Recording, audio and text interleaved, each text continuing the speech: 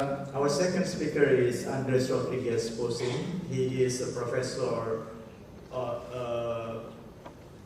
economic geography at the London School of Economics, where he was previously the head of the Department of Geography and Environment. He is the immediate past president of our Regional Science Association International. He served as vice president of RSAI before that, and also vice president and secretary of European Regional Science Association. He is a regular advisor to numerous international organizations, amongst other European Commission, European Investment Bank, World Bank, OECD, International Labour Organization, and FRO. He is currently the editor of Economic Geography and sits on editorial board of 30 others quarterly journals, including many leading international journals in economic geography and regional science.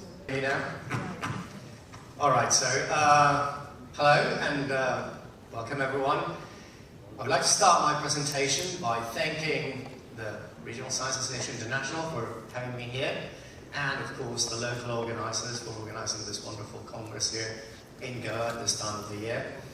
And I would like to also thank all of you for coming, in some cases for a short way, in other cases for a long way, to what is likely to be a wonderful gathering. The paper I'm going to talk about today is called The Revenge of the Places That Don't Matter. And this is a paper that has a life of its own. And it shows to what extent we academics cannot control what we say or write. One of the first presentations of this paper happened not that long ago. It was in August last year, at the end of August last year, at the European Regional Science Association conference, but it happened in a bar in front of 45 odd people.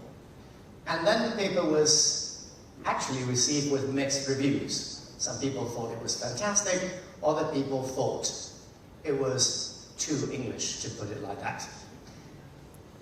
What has happened since is something that I could not control.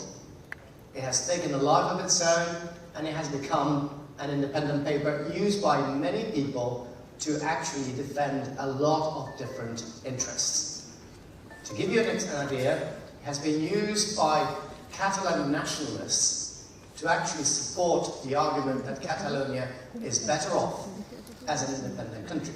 Nothing further from my mind. After all, I am Spanish and I am from Madrid. It has been used by the Daily Express in Britain and actually used profusely to justify Brexit. Nothing further from my mind, as I am one of the biggest victims, I would say, like many other foreigners living in the UK, of Brexit. But on the other hand, it has been used massively by Italians, virtually to no avail, before the elections, to actually try to warn people that if regional disparities are not taken into account, the main risk is that we're going to end up with what we have now in Italy, a split country based along populist lines. In fact, it was retreated so much in Italy that one day I was a trending topic in a city in Italy, in Bari, and I never imagined myself that I was going to be trending together with Beyoncé. That's the closest I'm going to be there. But it has also been used in the Netherlands, it has been used in Brazil very often for the same purposes, and right now by the European Union as a justification that we need policies to counter regional disparities, but we also need a different type of policy. And how does it all start? In order for this to start, we have to go back 10 years to look at this person over here, who is there because, for many reasons. One, he's a friend of mine. But he's a friend of mine who thinks in a very, very different way than I do, at least professionally. His name is Tim Lloydney. He, at that time, 10 years ago, was a reader in economic history at the London School of Economics, so we are colleagues. But he was also one of the most prominent British urban economists. And he had written in the summer of 2008 a report that created quite a lot of controversy. That report basically said that in Britain there has been too much done for areas that are declining, and that much of that money is better off, would have greater returns, if invested in those areas that have got the most potential to growth. That is mainly telling people, let's forget about trying to develop the declining areas of the north of England and put the money where we have got the biggest chance of the 10-year returns, that is in London. And to be honest, Tim is a courageous person. You might see him and say, well, he doesn't look like a very sturdy guy, but he is tenacious. And because his paper created some commotion, he decided to go and defend his line in Liverpool Cathedral. For those of you that do not know Liverpool, Liverpool is the biggest city, has the biggest cathedral in the whole of the UK. The Anglican Cathedral can host 5,000 people. So there he went, Tim, on the 16th of October 2008, and in front of a crowd of 5,000 people, moderated by the Bishop of Liverpool, he came and told the people in Liverpool, look, we have tried since the end of the Second World War every type of what is known in Britain as regeneration strategy to make you better off, to generate jobs, create greater prosperity, and make sure that there is more economic dynamism. But all this effort has been to no avail. The problems of the north of England today, in this case in 2008, so he said, are the same as they were 30 or 40 years ago if they haven't gotten worse. His point was, we should end up, as a country, in this case the UK, trying to subsidise or promote development in areas that are declining are unlikely to stem that process of decline. And he came with a solution. If you want to prosper, whether you are in Liverpool, or in Sheffield, or in Middlesbrough, or in Sunderland, you should migrate. And you should migrate where there's opportunity. And where's there opportunity? In those places in the southeast of England, mainly London, but also Oxford and Cambridge, that have got the greatest potential for growth. And if you cannot migrate, it's because of one constraint, that there's so much planning regulation that it prevents building affordable housing in that area. Does that sound familiar? Yes, it's the main argument that is being now yielded by urban economists all over the world, especially in North America, to try to promote more building in the most dynamic and prosperous cities, mainly in the largest cities. But what Tim was not realizing, and what many urban economists do not realize these days, is that he was studying a lot of people, in this case in Liverpool, but generally the people in the north of England, as they're being told now if they live in Kansas, or if they live in Wisconsin, or if they live in Ohio, or if they live in Indiana, that the places where they were born, in many cases, where they have lived all their lives, where they have loved, where they are planning to die, where they have their personal minds, do not matter. That these are places that have got no future, and your future is better somewhere else. And although he said he was sorry to the people of Liverpool that that was the case, he said, we cannot change the way economic works, and if you want to prosper, or if your children want to prosper, they have to move somewhere else. What he told them was, look, in Britain, there are places that matter, places like London, where you have to build on the brownfield sites, you have to create 2 more miles of building around the green belt, creating another 1 million homes, and you have to put in Cambridge and Oxford around 400,000 additional homes. So these are the places that matter. Of course, Cambridge would not look like that. You can imagine Cambridge with the manicured lawns of the colleges full of new houses, because that's where you're going to have to put them, otherwise it's going to be almost impossible. And also, there are places that don't matter. Whether you're from Middlesbrough, from Birmingham, from Sheffield, from Liverpool, from many of the cities of Birmingham, you're going to be worse off, so you have to start thinking that the future is going to be elsewhere. And apply to other parts of the world. So, for example, you go to China. Here you have places like Beijing and Shanghai, that would be the places that matter, whereas Lanzhou, for example, a city of 7 million, but also Wuzhuang, which is one of the cities with the worst performance, would fare much worse. Translated into Indian, you're okay if you're in Goa, you're okay if you are in Karnataka and Bangalore, you're okay if you are in Delhi or in Haryana, you're okay if you're in Maharashtra and in Mumbai. Assam, Bihar, perhaps Uttar Pradesh, Orissa, those are not the places that have got the future. Of course, the question is a question of scale. Disparities in Britain are 1/5 of what you have in India. And the size of the country, you can compare 1.4 billion people to about 62, 63, 64 million that there are in the UK. And I must say that to a certain extent, in order to polemize, there's some argument and there's some worth in the argument that was promoted by Tim Loyney at Liverpool Cathedral and by the urban economists.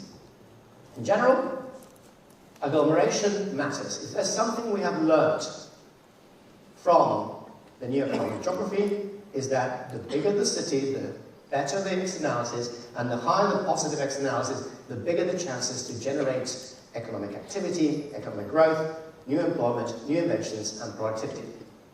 If you add that density and the possibility through density for people with high skills, with new ideas, to actually mingle and interact, what you end up is with what Glaser has called the triumph of the city in his 2012 seminal book, in which, if you look at the subtitle, it's simple: how our greatest invention, not the printing press, not agriculture, not writing, but the city, makes us richer, smarter, greener, healthier, and happier.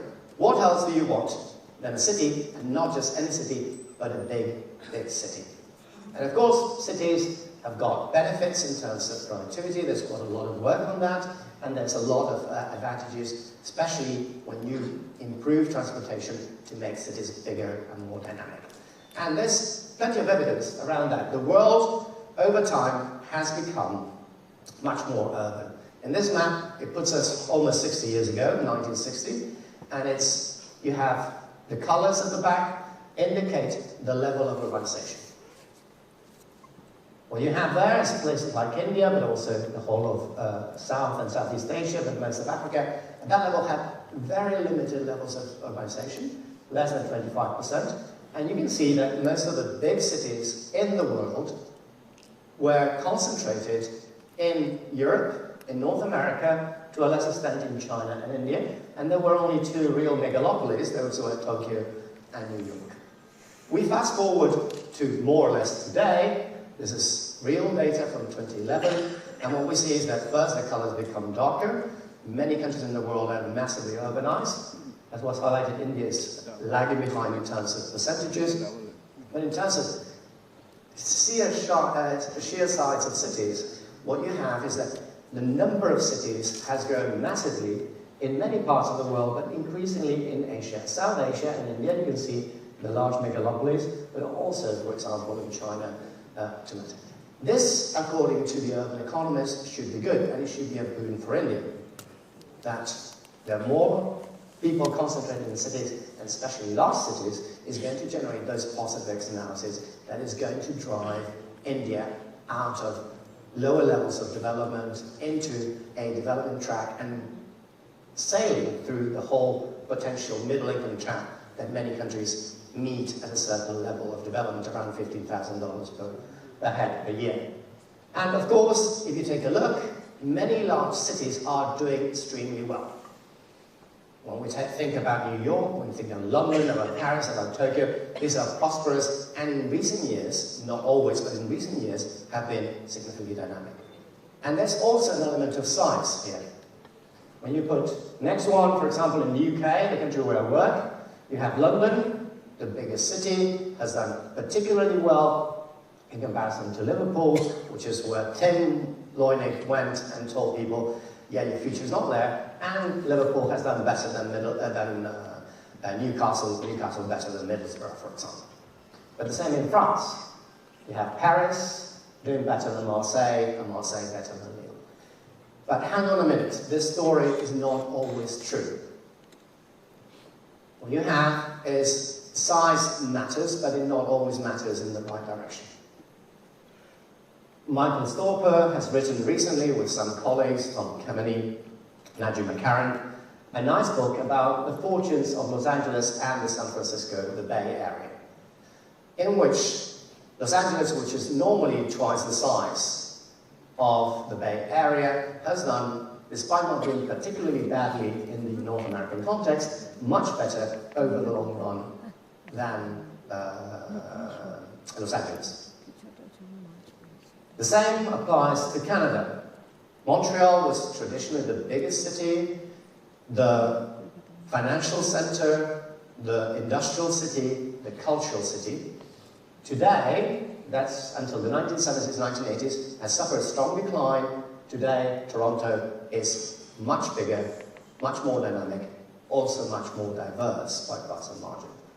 But if we're in India, you can take a look at the situation. Calcutta was traditionally the pearl of India. At the beginning, the Brits settled there for a reason.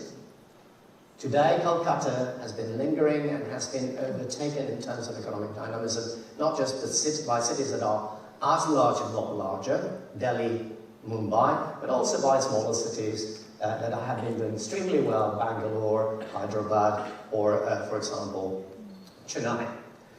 And when you go to many parts of the developing world, places like Africa, you've got pictures of Lagos, places like Uganda, Kampala, but also here in South Asia, Karachi in Pakistan and Dhaka. These are not cities that are characterized by having large agglomerations and economic dynamism. In fact, agglomerations are very often not matched by the same level of dynamism. I'll challenge you to put the name of, let's say, Nairobi, or the name of Lagos, or the name of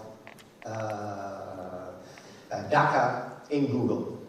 When you put the name of Paris, or you put the name of New York, what you see is, click on images and you'll see the Eiffel Tower, and you'll see a fantastic city.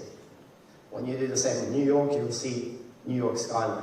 When you put Dhaka, which is a big city, is going to be bigger than New York in relatively no time.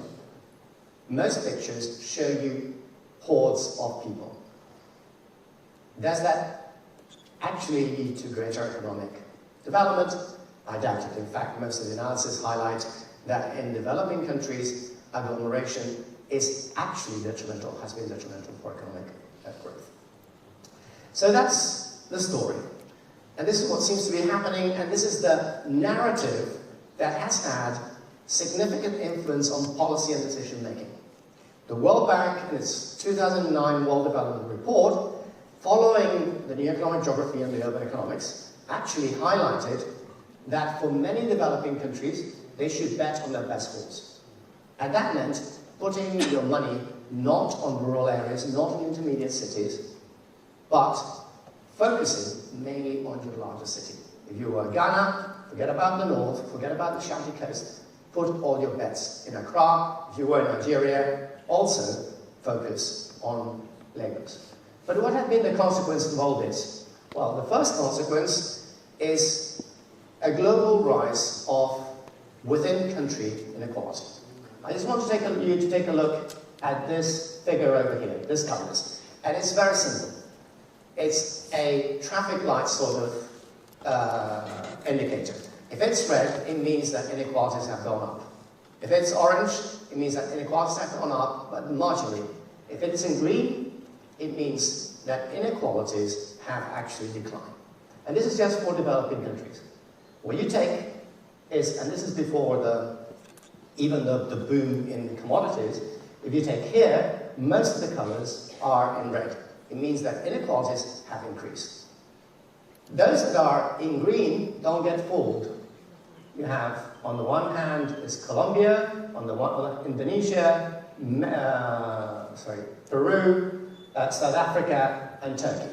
With the exception of Turkey, all the others have reduced disparities, mainly because of the location of natural resources. So clearly what we have had is that there has been a polarization within our countries. And when we go to Europe, and I want you to remember, there are parts that have done well, many parts of Central and Eastern Europe, the Baltic states, for example, Poland, Slovakia, but also some big cities here, places like Budapest, Ljubljana, capitals, Bucharest, but many other areas, and I want you to remember the northeast of France, I want you to remember the south of Italy, I want you to remember Lancashire, which is the region that voted the most for Brexit in the UK, have done not particularly well.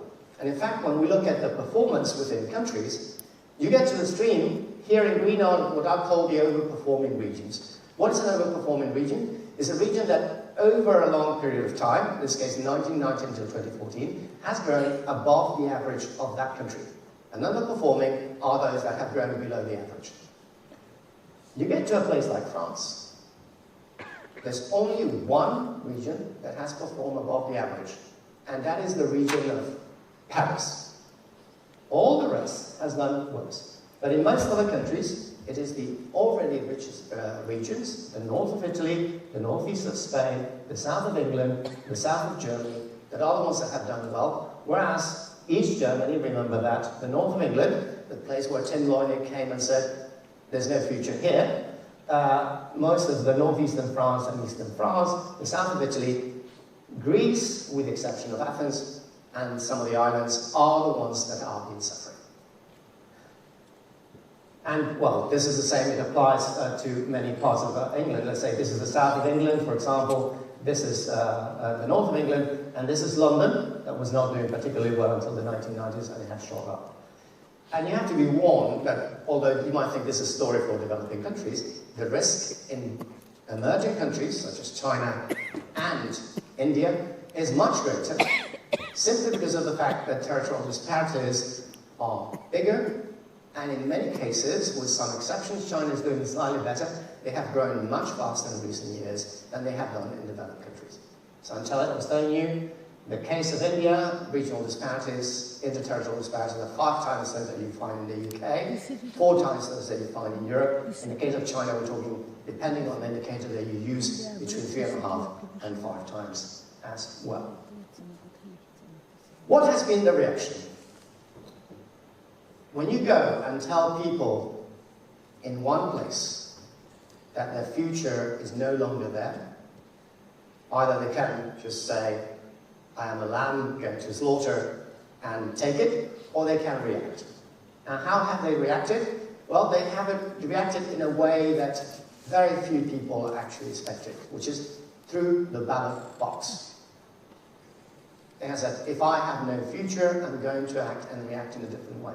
And we've seen election after election over the last 2 years in most of the developed world that this has been the case. The first series of warning was in June 2016 when the Brits voted for Brexit. And you take a look, here's the map, with the exception of Scotland, it's concentrated in the south, but I like this map much better, which it tells you the cities, the ones that have done well, the most prosperous, mainly London, Oxford and Cambridge, to a lesser extent Leeds, Manchester and Liverpool, are the ones that voted to remain in the European Union. This is Lancashire, the region in the UK that has had the lowest level of growth over the last 25 years, that have had the biggest share of vote, 75% for Brexit. But that was followed very quickly by Trump election in November 2016 in the US. This is not the share of vote for Trump. This is the swing towards Republicans or towards Democrats in the different states of the US, and well, in this case in counties. And you take a look, it's the whole of the Rust Belt.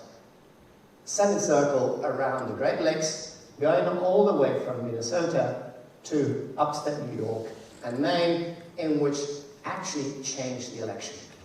Once you have Wisconsin, Michigan, and Pennsylvania, declared for Trump.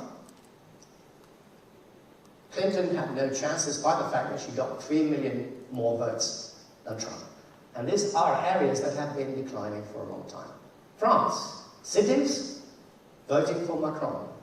The northeast, the eastern part of France, the southeast, voting for Le Pen. And what you have is that the populist option was mainly concentrated in small and medium-sized towns and rural areas. The biggest city in France voting in the first round of the election for Marine Le Pen was Toulon, which is a city of about 150,000 people. But you have Germany, I saw you the picture of East Germany, concentration in the southeast of the vote for the extreme right and the extreme left. Extreme case in Hungary, in which populism triumphs all over the country, with exception of the 3 main cities. And then in Italy, where you have the concentration of the vote for the five-star party in the south. The question is, are we surprised? In the West, in the developed countries, we have been extremely surprised by this. If you are from a developing country, you're much less surprised. If you are Argentinian, this is something you have lived with since the 1930s. But let's take a look, for example, the Bolivian presidential elections in 2009. Our populist president got the most votes in the poorest areas of the country. So where you have the indigenous population, where you have those that are the most destitute, you got very few votes in the richest areas of the country. And you have to go to Thailand to see the most clear example. Thailand was for many, many years the poster child of international organizations. It was the fastest growing country in the whole of Southeast Asia. It led to a polarization of the country because disparities in Thailand are the biggest you can find anywhere for which we have got data. When we're talking about India and Europe, and we are talking about a dimension of 3:1 to 4:1, when we go to Thailand, it's between 8 and 12:1 relative to Europe. So it's twice the level of disparities of India. Between very poor mountainous areas in the north and the northeast and the lowlands of the center, and a lot of wealth that is concentrated in Bangkok and surrounding areas and in the tourist areas of the south, growing country in the whole of Southeast Asia. So what was regarded as the country that had the most future has been overtaken not just by Malaysia, Indonesia and Vietnam, but also by places like Cambodia and Laos. Thank God for the Thais at least that Myanmar has done not better than Thailand in this respect. And the question is, are we surprised? Well, there would be a lot of people that would come and say, I told you so. But the fact is that the majority of social scientists, and especially the economists, have been massively surprised. Why? Because we were told that, yes, agglomeration, concentration of economic activity in certain areas would have some negative externalities. But we were told to expect the wrong type of externalities.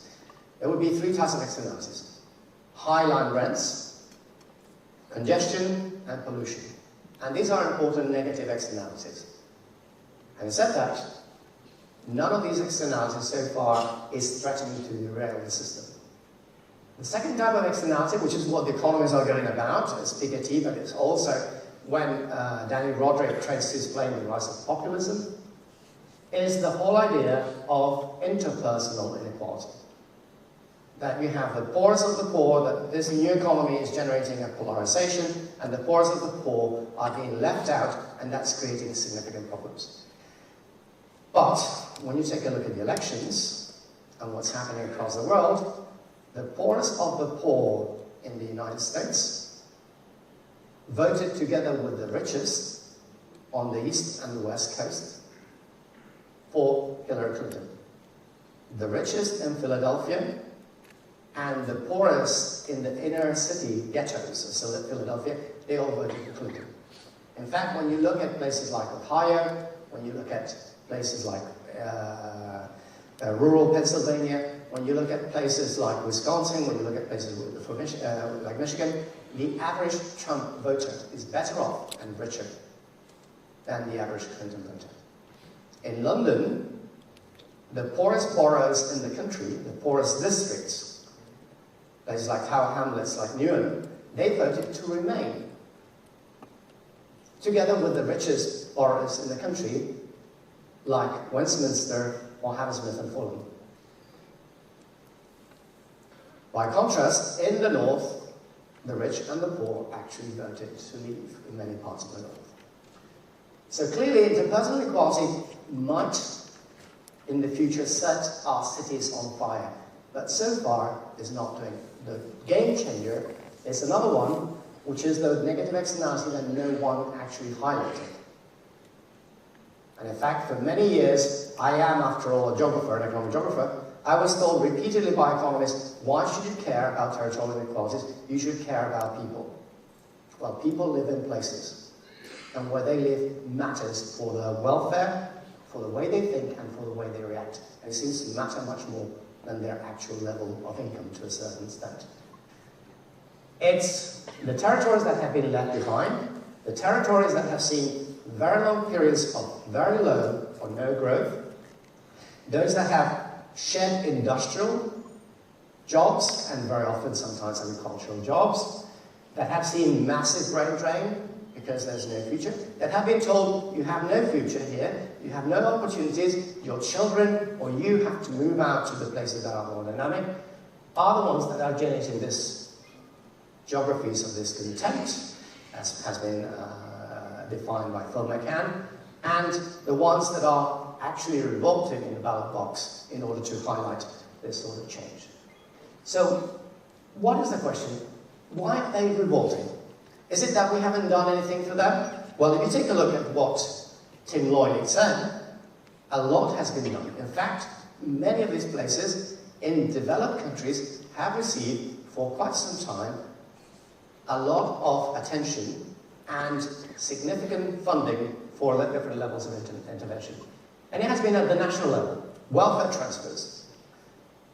Most taxing or systems of taxation are actually progressive. They are progressive at interpersonal level, but they are also progressive at interterritorial level.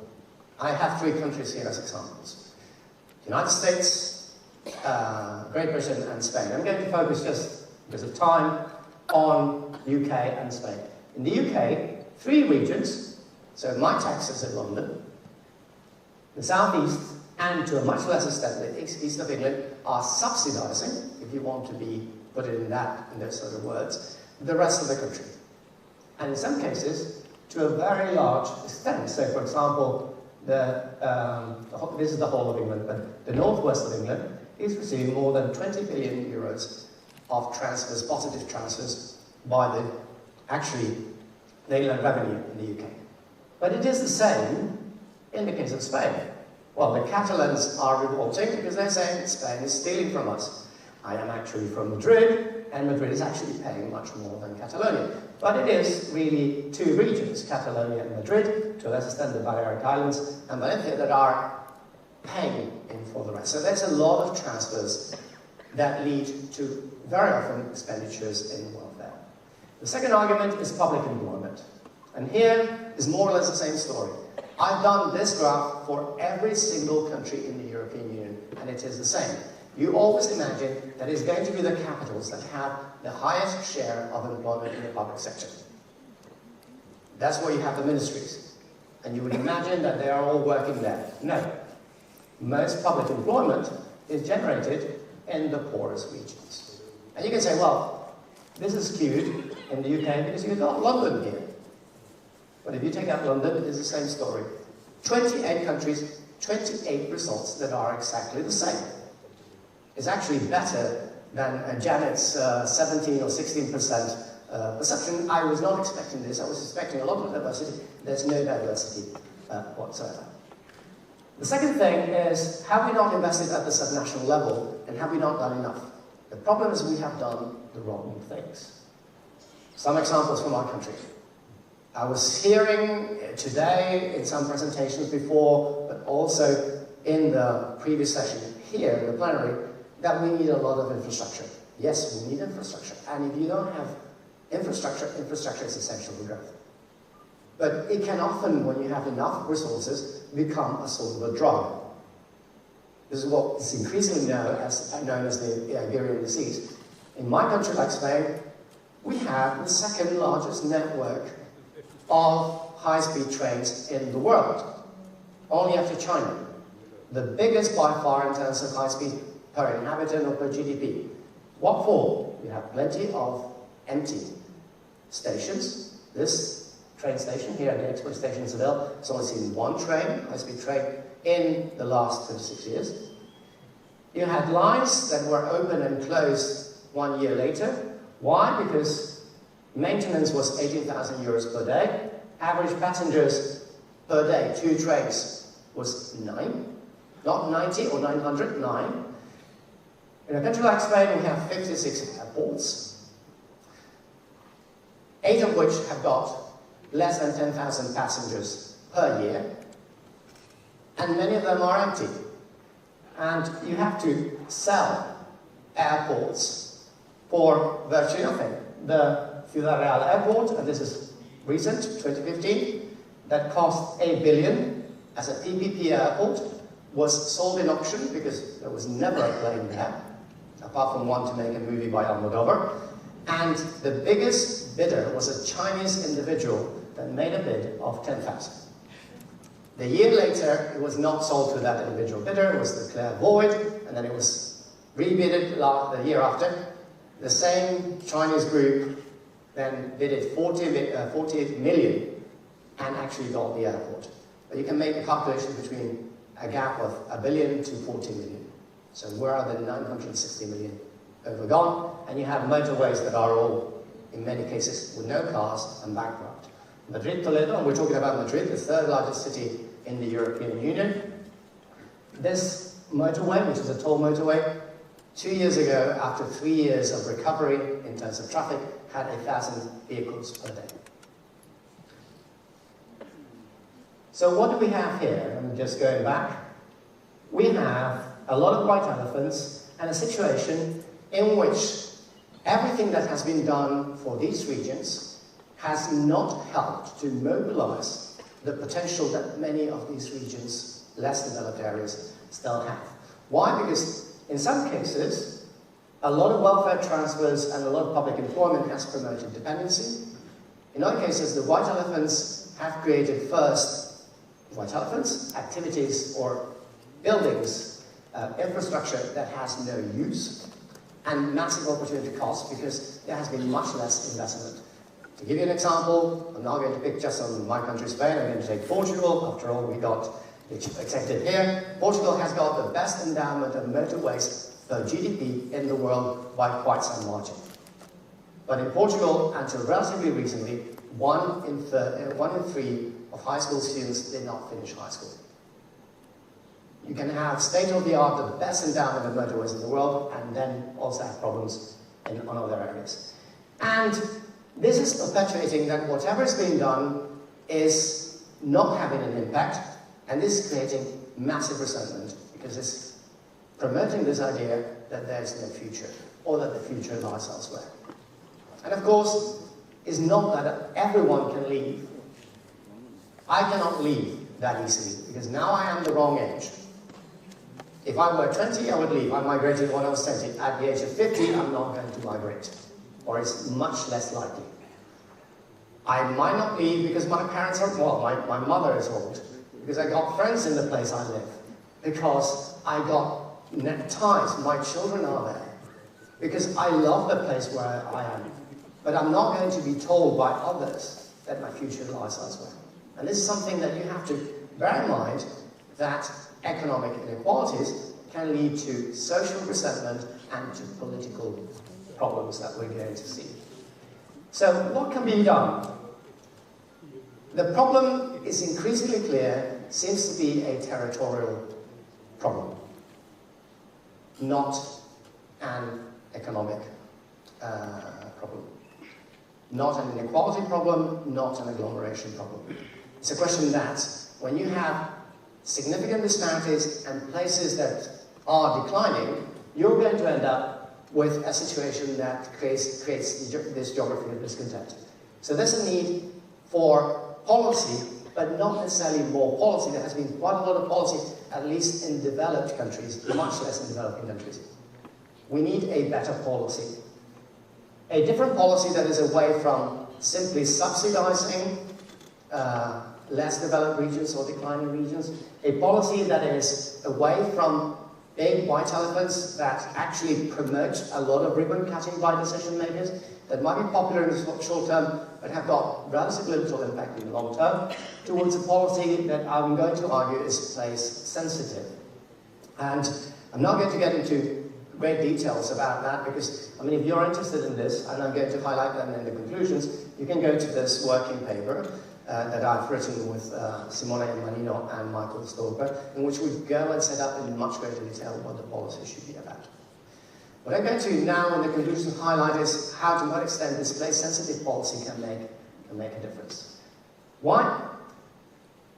I'm going to say that territorial inequalities that for a long time people thought would have no bearing, and especially not territorial inequalities, but the increase in territorial inequalities, is becoming a fundamental stepping stone for a system with all its problems that is probably much better than the alternative, and I'm going to get into that in a moment. If you keep on leaving places behind, telling people that the best solution is to encourage mobility, people are going to move to a certain extent, but a lot of people are not going to move.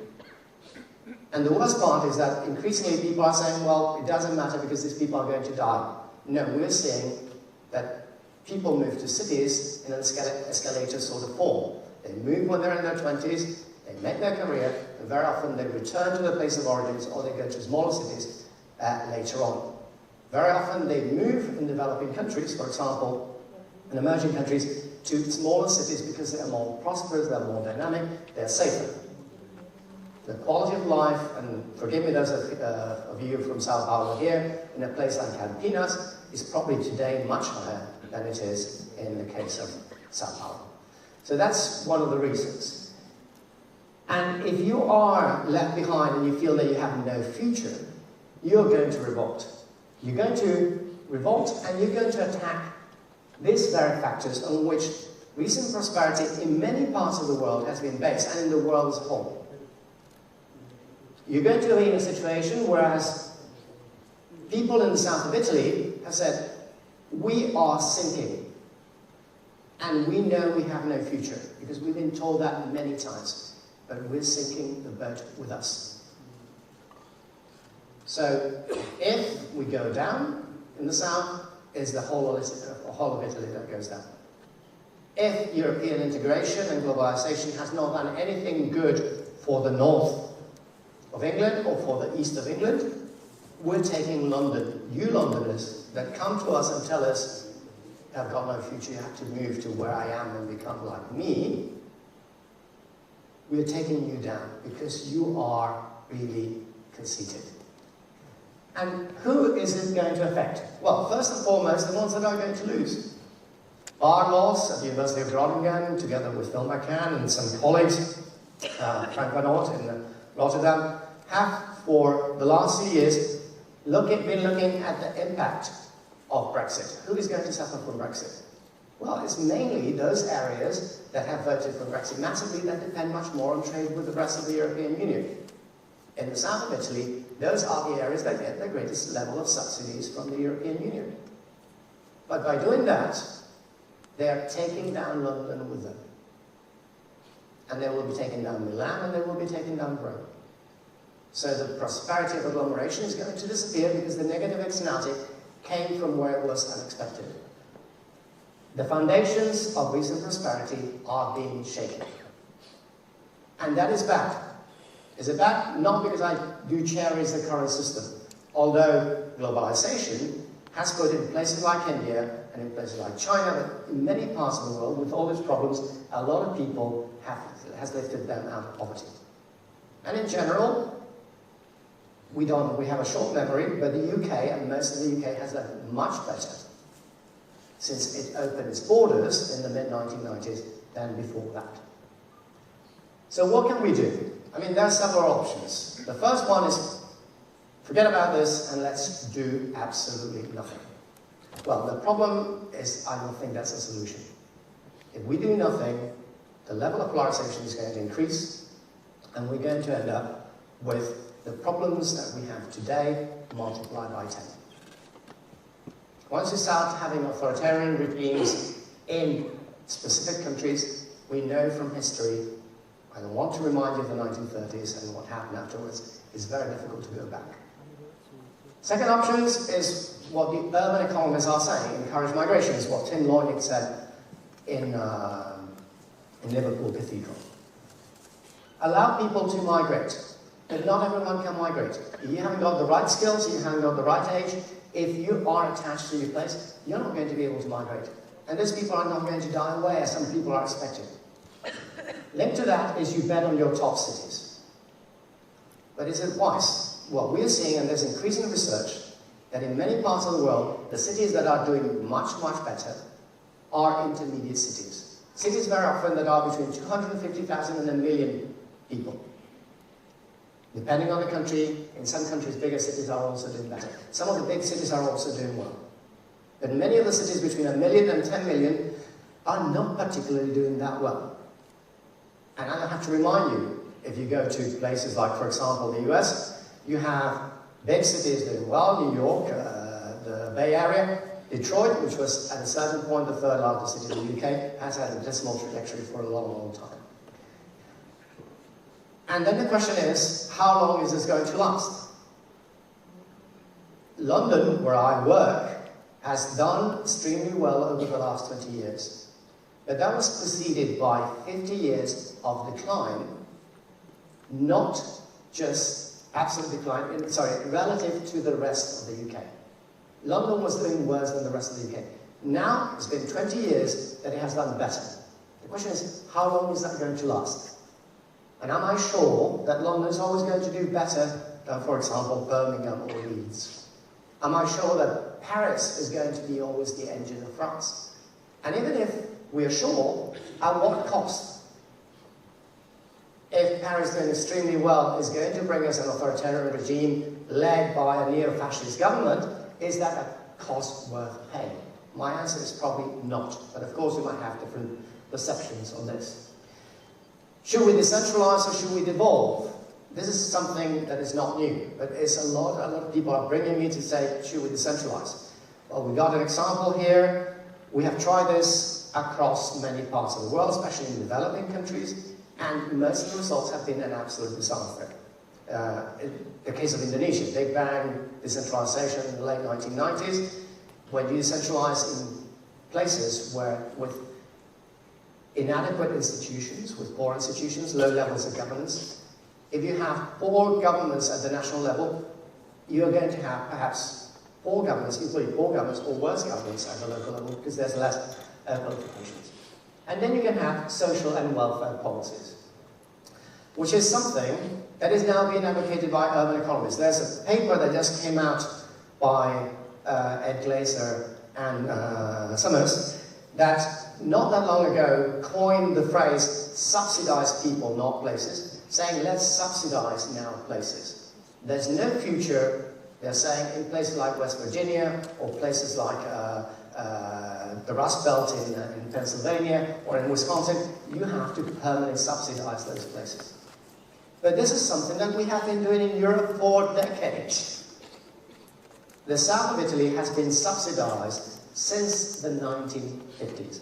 Has it improved in terms of relative catch-up with the north? No. Has it created a dependent economy? Yes. Is that a dependent economy more capable than it was in the 1950s to fend for itself? No. Is that dependent economy reacting? Yes, we're seeing that, and we're seeing what's happening to Italy even before they have a government formed. So that sort of subsidization is not going to work. Social and political tensions may arise, and the result is greater polarization and perhaps political risks. My suggestion is that we need to do place-sensitive policies. What are place-sensitive policies? Policies that are solidly grounded on theory and evidence, but can be adapted to specific different conditions and different situations. Maximize the development potential of each territory, combining people-place with place-based approaches, and empowering local stakeholders, meaning that they own their own policies, that you can, actually they are responsible for the future, they are empowered, but they can get financial, technical advice and support from elsewhere. Will this work? Well, it's difficult. It's not that there's a magic wand that is going to change the situation from one line to the other. But we need to try it, and we need to try it harder and try it better. Because if we don't do it, the chances that we revert to a situation in which many countries move towards autarky, in which many countries move towards greater nationalism, is risking having a world that is less prosperous, less dynamic, and a world in which the risk of more people falling into poverty and the risk of conflict is going to be greater. Thank you very much.